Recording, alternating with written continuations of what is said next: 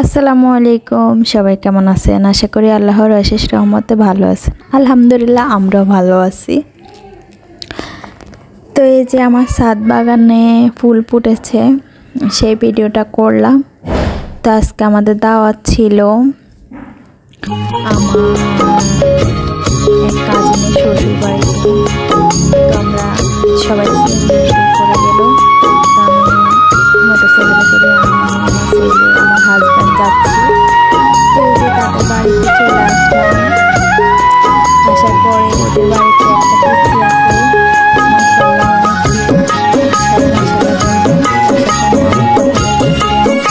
সে কিছুতেই কথা বলতেছে না। তো সবাই মাশাআল্লাহ বলবেন। তো এই যে আমাদের পিচ্ছিটাও ঘুমাচ্ছে। আসার পরে ওর ঘুম এসে গেল। তো আমরা আসার পর আমাদেরকে শরবত দিল। আমরা সবাই শরবত খেয়ে নিলাম। খেয়ে নেওয়ার পরে আমরা কিছুক্ষণ বসেছিলাম, বসে কথা বলছিলাম। বলার পরে দুপুরের খাওয়ার সময় হয়ে গেছে, আমাদেরকে খেতে দিয়েছে। তো ওনারা অনেক কিছু রান্না করেছিল, গরুর মাংস, মুরগির মাংস, খাসির মাংস, ইলিশ মাছ, পাবদা মাছ, চিংড়ি মাছ, অনেক কিছু। তারপরে এখানে বড়রা ছিল, খারাপ দেখা যায় বা আমার একটু শরমই লাগে বাইরে ভিডিও করতে, তাই আমি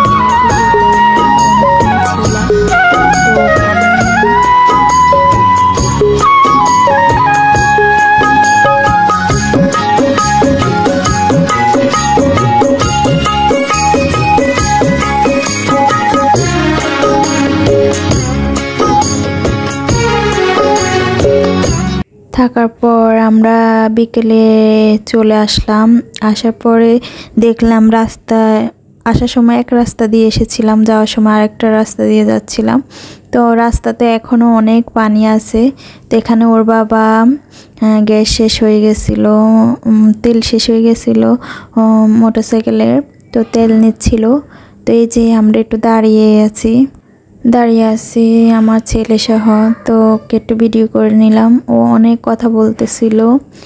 তো এই আজকের ওয়েদারটা এত ভালো ছিল, এই রাস্তা দিয়ে অনেক সুন্দর লাগতেছিল।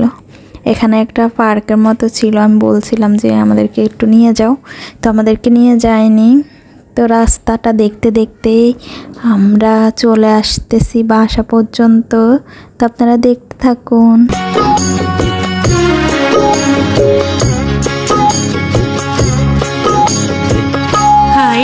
আমার মন মাতানো দেশ, আরে আমার সোনা ভোলা মাটি, রূপ দেখে তোর কেন আমার নয়ন ভরে।